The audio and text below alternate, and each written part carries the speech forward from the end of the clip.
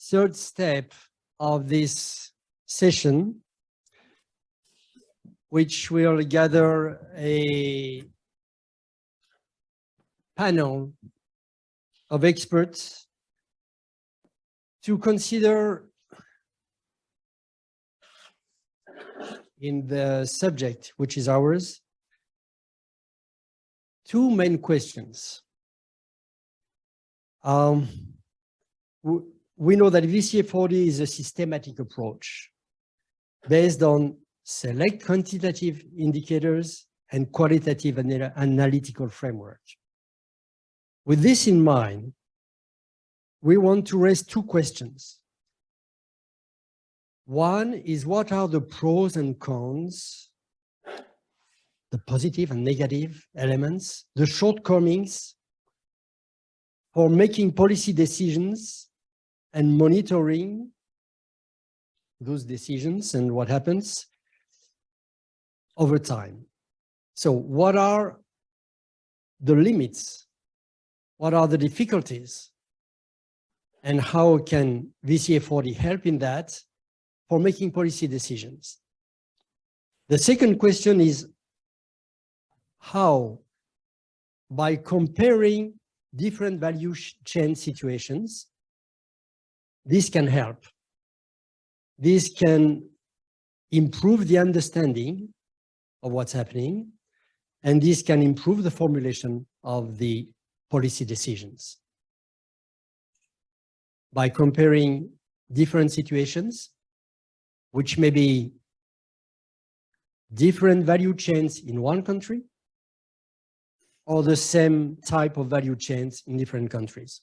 These are the two major questions that we would like our panelists to help us think about. So we have 4 panelists. 2 will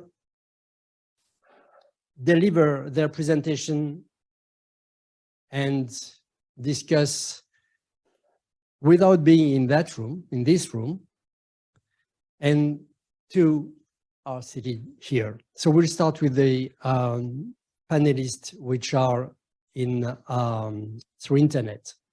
So the first one, I hope, is here, is Gian Pietro De Cao.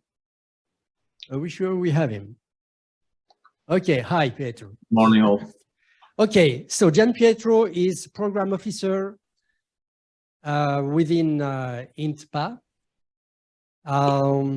in the Sustainable Agricultural System and Food Security Unit. He has long experience. First of all, working with NGOs for several years, mainly in West Africa, Sierra Leone, Burkina Faso, Chad, different countries, but also in Central America, Chile. And he then has been working with several responsibilities within the EU delegation in Burundi, within INPA headquarters, now in charge of sub-Saharan regional programs. His background is on science in international development, Masters of Science in Agriculture, and in water sanitation and hygiene. So a quite wide, concrete, practical experience. Gian Pietro, the floor is yours. Thank you, Pierre. Thank you, colleagues, and it's a pleasure to be with you today. So I will try to make some general point and maybe anchor them into my last experience in Burundi, where I could use of the value chain analysis for development. So first of all, what are the pros and cons for making a policy decision and monitoring of development impact over time? So I think first of all, to talk to each other, of course, we need to speak the same language. So the value chain analysis methodology allows to move in this direction. and with the strong and empirical arguments. On the my experience with the European Commission, and also comparing it with my experience on the ground, showed me that I think, without surprise, 99% of the situations related to a decision are political. So it's rare that the technical side is the most important one. So to make a political decision and to look at the long term and widely considering all the population of a country, the politicians need information and need to define, to think about a model, a projection,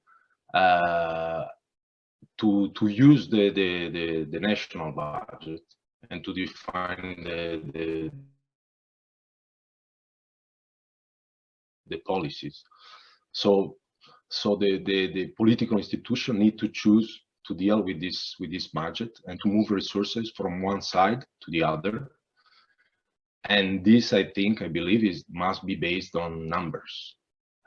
So when we talk about value chain, but not just agricultural value chain, any kind of sector, we are talking about producer, middleman, businessman. So a variety of actors was first preoccupation is to have a decent purchasing power, to be able to access to a minimum set of service and ensure an acceptable well-being to themselves and their family. And so then these are numbers. These are numbers. So the qualitative approach, of course, is functional and is useful, but a politician needs numbers to make his choice. So just an example from Burundi. Burundi, for example, if we talk about agriculture, priority of government, we can, of course, I'm simplifying, oversimplifying, but can be seen as coffee. Coffee because it counts as 20% on the exports income. While during my time there, we decided to assess the banana value chain. Banana just counts of 3% of the exports income, so almost nothing.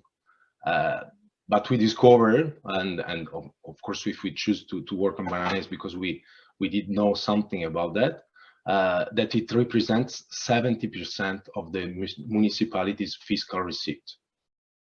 So it is the basement of the fiscality, particularly in the rural area in Burundi. So for me, something important about this value chain analysis is that they can help to choose where to intervene, and even more, I would say, where not to intervene. So again, on the banana, 70% of the production of banana in Burundi is used to process beer and wine. It is 99% an informal economy, so it's not visible. So the first reaction could be let's make it more formal because of obvious reason. That could be food safety, fiscality. But then going on that direction can create in the short term to an expulsion of several actors from the value chain because they are not able to comply with the new standards. So it raises questions that are mainly political. On the comparison, on the second point, comparison, from a value chain among different countries or a different value chain in a country, I think that without having the pretension to be able to carry all necessary assessment, in order to take a decision, it is important to be able to consider different options. And this analysis can point out what are the main challenges, being environmental, economic, or social, and allowing them to at least to understand them, and then to make a soundful and thoughtful decision. If we go then on comparison in between countries, there are of course the business environment and the political choices, relations among countries that plays an important role there. So knowing how a value chain is working in a country and how it is working in the neighboring country, if we are talking about similar agro system, we can see that maybe in a country is much more inclusive. In a country there are less environmental externalities, and so we can learn lessons and try to address the real problems when we have to define, to think about an intervention. I think so far this is what I want to share with you, and I'm happy to answer to any question or to complement if you want. Thank you. Thanks a lot, Pietro. Very clear intervention, very clear points. So let's move now to Lisa Kiefer-Ruhl, who is Deputy Head of Division at the BMZ, Federal Ministry of Economic Cooperation and Development in Germany. And can you hear me? Just a short test. Yes, okay. We hear you very well. Thank you. Okay, just to say that your background is you have an experience on sustainable agricultural value chains and fair trade with BMZ. You graduated from the University of Witten-Herdecke, and you also have a certificate of apprenticeship as goldsmith, which again sends us back to practical view of what life is made of and what value chains are made of. It's up to you. Yes, thank you very much. I'm sorry for not being in Brussels. We have the big Green Week here, and the GFFA, so agriculture is right here at, in the center of policy in Berlin. So we will talk as well a lot about value chains here. So as BMZ, we generally work on two aspects of value chains. The one is on the food crops and regional value chains in our partner countries, and the other are the global value chains and connected to as well EU legislation. So for both, we absolutely need these methods and methodologies. And so, yeah, we are really urging for standardizing methodology, and we really need them every day. So let me bring you to two examples, or dive into these two different worlds of value chains, let's say, which are of course interlinked.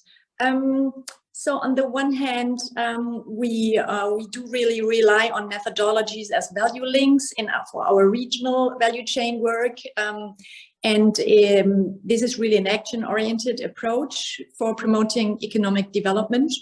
And it provides us with essential know-how on ways to enhance employment and the income of micro, small and medium-sized enterprises and farmers by promoting the value chains they are operating in. And so Value Links has been developed by GIZ and builds on lessons learned with the rural development programs and private sector's promotion supported by GIZ. And we really applied them and improved this within our green innovation centers, which were founded around about 7 years ago. And these centers were established as a network. So we do not only look at individual value chains, but in networks around in 14 countries in Africa and in India and Vietnam. But really in Africa, we really have this strong network aspect. And they work on the ground together with bilateral, regional and global projects of German development cooperation, but in some countries as well, like Malawi, Mali and Nigeria with combined financing arrangements with the European Union. So thanks to our European colleagues here. And on the other hand, we work strongly with standardization processes that look in global value chains, but they're on the ground. And so we include methods for value chain analysis and development. And I just want to bring one example. We work here with a holistic value chain analysis methodology with specific supply chain mapping tools such as trace. We do as well, trace could be, for example, complementary with regards to the VCA4D component on environmental impacts. Trace is a methodology for analyzing deforestation risks associated with the value chains of a given crop produced in the global south and is imported to the EU. Of course, it has as well regional consequences, but this is this connection with the EU we're looking at.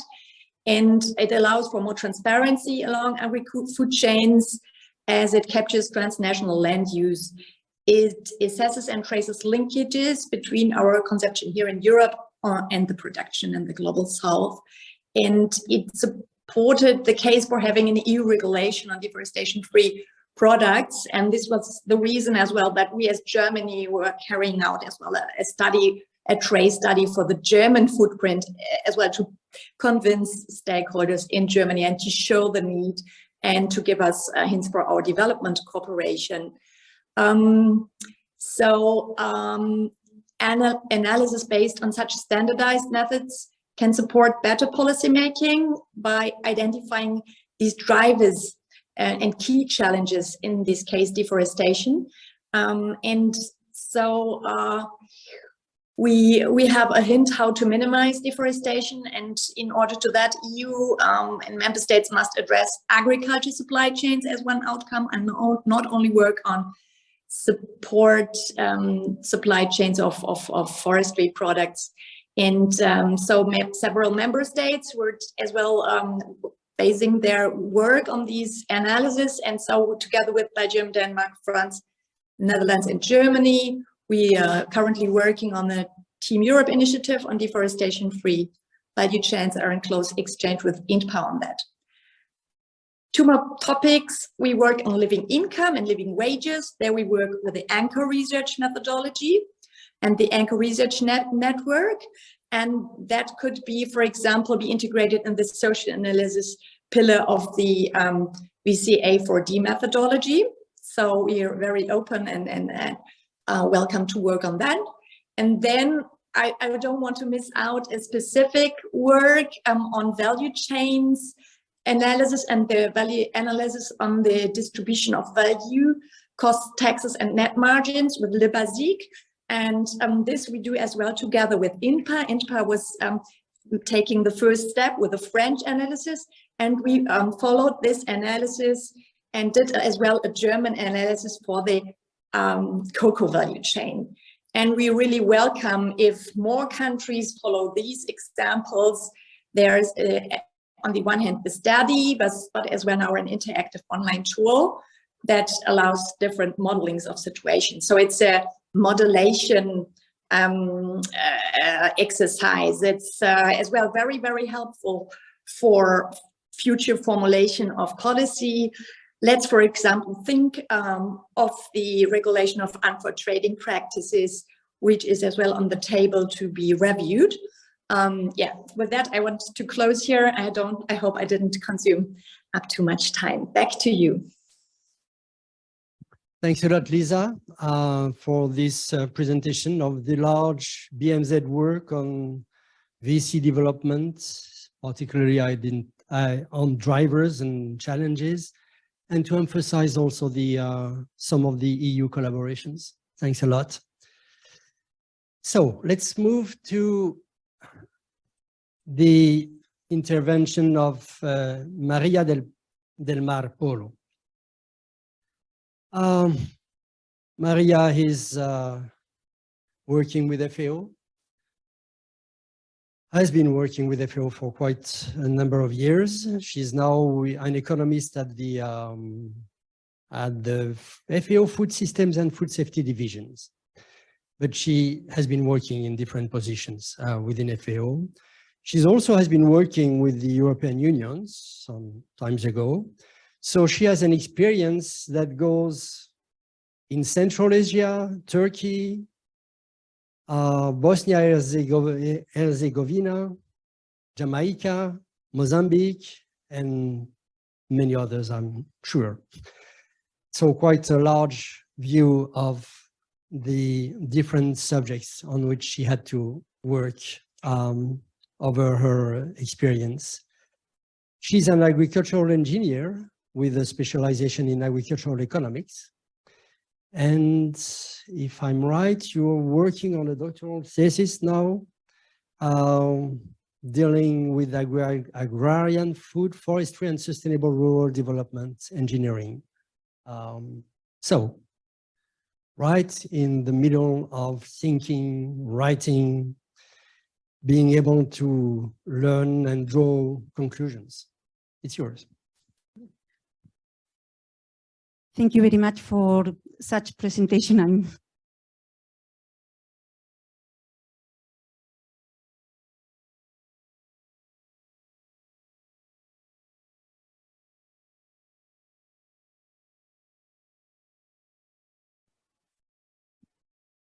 So I would like to greet the audience. I'm very happy to be here to be able to share my experience.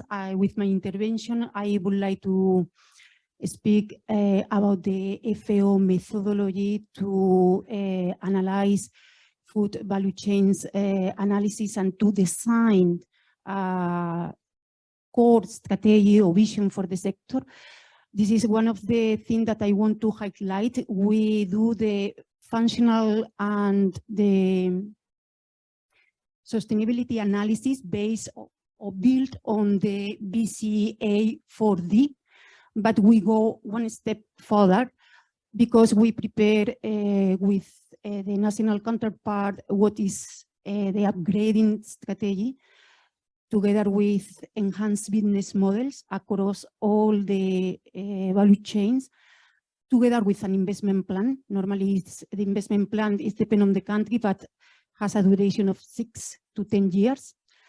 And this methodology that is very comprehensive, it takes normally 10 years. It has been tested in 18 countries for the time being. So we are working with the European Union in the implementation of this methodology for the fish, for ACP. In there, 12 countries are being analyzing different value chains, and we are also preparing the upgrading strategy and investment plan. And under the ASTA, that is a FAO UNIDO program, we are implementing another 6 value chain analysis and preparing a grading strategy. So being said that, I would like to mention what I think that is the pros for using an established methodology and indicators. So I would say that the most important is that the established methodology allows for participation of the national counterpart. And this is key. And this is key because we are not drafting FAO strategy, we are drafting or we are helping the countries to develop their vision, to develop first their analysis and then to build on that. So this is important, and with the methodology that we apply, there is ownership at the end of the process. There is a further coordination between the public and the private, and for us, the private sector is very important because it will be the potential financier of the huge part of the investment plan. Public funding will be there, but private will be much more important. And also we deliver capacity development because in order to increase the credibility of what we are doing, we need to provide awareness of this methodology and to build capacity building. So I would say that another positive aspect is that the robust and the outcome of the analysis allow to design a more effective and impactful upgrading strategies.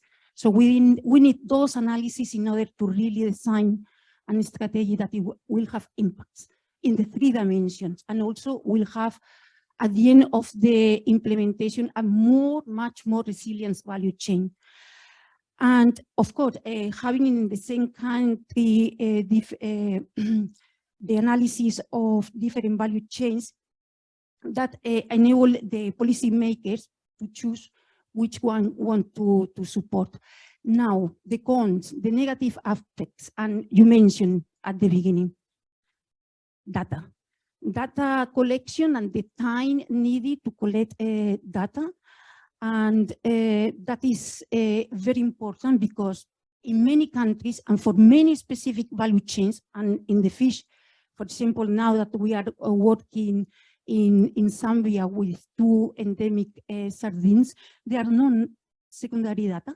They are not national statistic data, and we rely fully on primary extensive collection data, and that is a cost. The cost of are important. So the other thing that I would like to highlight is the time needed for capacity building, not only to teach about the methodology, because this is a very participatory approach, but also we are working with national teams, and national teams, and with many fields and topics, and sometimes the review of the report and all the technical assistance that they require is very time consuming. And the negative aspect of not having data is also very much relating when we design the monitoring and evaluation framework. Because at the end, what we want really is to have quantitative indicator to see what was the impact of that strategy. And this is a problem that we are facing when we lack quantitative data. So I would like to speak about the shortcomings. We just say too many indicators. Sometimes the political will and support is against the technical evidence. And here I will mention a project in Tanzania, for example, where they want to really develop the oil palm breeding using local Tenera seeds, when the yields are very low, and it is possible to do that, but they will require a lot of time and capacity, and they are against with imported seeds that have much higher yields than the one producing locally. So now, the other shortcoming that I would say is that when we design the action needed to upgrade the value chains, many of them, they have a long duration. And this is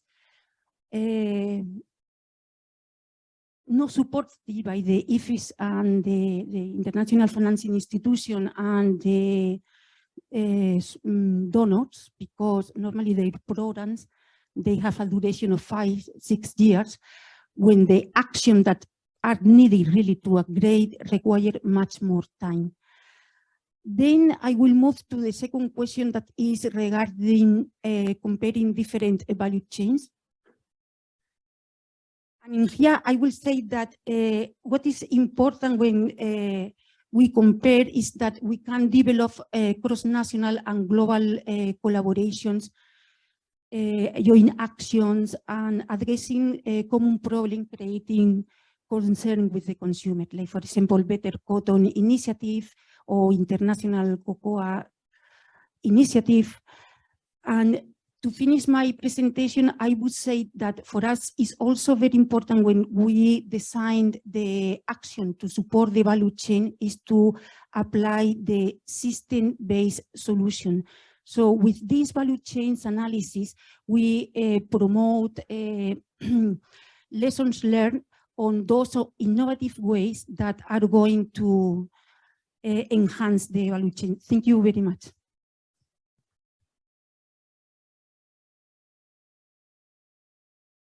Thank you, Maria. Just let me pick three points. Private, you mentioned that importance, capacity development linked with participatory elements, and the question of data. But you said much more than that. Now let's move to our fourth panelist, Patrick Okori. Patrick, you're the Executive Secretary of the RU Forum, which stands for Regional Universities Forum for Capacity Building in Agriculture. So we're making the link with this capacity building. You're an international academic expert and especially expert in curriculum and program design, an educator, a trainer, a research innovator, a scientific leader, working with ICRISAT as an expert in plant breeding, but also working in technology scaling out, not only breeding, but technology scaling out. And of course, in many countries of Africa. So we're here having the experience of one of the major elements of whatever we're trying to do when talking of development, which is this capacity building perspective. And you have a PhD in agricultural science and had a master in crop science degrees. So thanks to share your ideas with us. Thank you very much. Good morning. I've been introduced by the moderator. Thank you for your kind words. I want to just say two things. The first is thanks to AgriNatura and the VCA4D Secretariat for inviting us to participate. I'll try to be fast. Sometimes I speak very fast. That's what happens when you live in jungles. Anyway, RU Forum is a network of 163 countries across universities across 40 countries of Africa. There are 56. So it's in most of the African countries. RU Forum takes pleasure in participating in this meeting, especially given the fact that you are helping or providing means through which we can improve our work on value chains. RU Forum started its work on strengthening value chains about a decade ago, and it focuses on two vehicles it uses. The first one was through graduate training and research, 2-year kind of things that are focusing on strengthening particular segments of value chains. They would be based on very limited value chain analysis. We then quickly learned the ropes that for you to do that and have more meaningful impact, you needed a broader range. So that was then expanded to something called community action research programs, which are much longer. They are 5-year, they embed capacity building, PhD, MSc, and then the technical vocational education, as well as strengthening the community networks so that they're able to run with those, with whatever is being developed. It works across at least 3 segments of the agriculture economy. You have the blue economy, the fish, the crops, which predominate, and then the livestock, both livestock and poultry. So the characteristics mainly are co-creation, or whatever you want to focus on, and then joint evaluations. And then the last one, which is the most recent, is picking up key lessons, mainly to expand, to influence policy. And I'll just pick 2 quick cases. One was, for example, something done in Kenya with relationship to demaizification of the agri-food system. Kenya focuses too much on maize, and yet it imports most of it. But learning from one of these CAPs, which was on the potato, and something we called a national forum, we're able to escalate that to a national level to expand what the Kenyans eat. And that is already beginning to lead to other arguments of diversifying the food system. In a dry country like Botswana, starting again with unlocking opportunities for those left behind, especially the women and the people living on the drier regions. Today, saffron, safflower, which is one of those well-adapted crops, is now becoming a national investment crop for unlocking livelihood opportunities for farming communities. And so, but there are still things we need to learn. So into this conference, I was listening in the morning and I picked three main things. One is that across the three presentations, most of it is really smallholder-based production systems. Two, I also learned that governance and how it is managed influences really the performance of the system. And the third one was quality assurance. And they gave two examples of certification and SPSS, sanitary and phytosanitary issues. But I think more importantly, it's also they raise an issue, especially of diseases that cross the border, but there are these days other emerging issues of zoonotics, diseases that can be transmitted from human beings to livestock and vice versa. Ebola is a typical one, but there are others. I think these three issues require, among others, that you have very robust analytics. And this is where the pros comes in, that the framework we have today heard about gives you that opportunity to really look at a very broad sector. Agriculture tends to be highly integrated. And so you need to think cross-disciplinary rather than into small details. If you have a broader eagle view, you're able to give more guidance to design policy that cuts across. So that's one advantage of the VCA4D framework, which I think is a good one. But the downside of it is that because it is so diverse, you can miss some of the most sensitive segments, which are the levers that can overturn whatever you're doing. And as I listened, I noticed that the social element of it is actually, many times we don't think so much about it, but the social drivers may play a very big role. Gender was one, and there are many indicators. Sometimes there are biases depending on who has done it. The economic one is the easiest one because you need numbers to report. But the link between economics and social, sometimes it's so nuanced. And that is why in the next phase, I think looking at a meta-analysis is critical. So I think doing a meta-analysis where you are comparing value chains that are highly integrated to one another would make a lot of sense, because then you would be able to pick out the integrating factors and quickly distill which are those key drivers and positively advise policy. Children, for example, in the COCO system, these children, when you go to their parents, I think it was, in most of them, they were kind of not influenced by whatever was being proposed. And the reason is the parents don't see those children as engaging in slave labor. They just see them as teaching the next generation of farmers. And so understanding that social context is critical to inform how you do your Q&A, your quality analysis. And finally, I think I'm just ending now. Finally, I think that the whole focus on, as we were told in the morning, to think more about strategic economic growth, I think the issues of inclusion require that you rope economic to social and thinking about environmental. Now, the indicators for the environment tend to take very long, number one, and they require lots of infrastructure to measure them in a good way.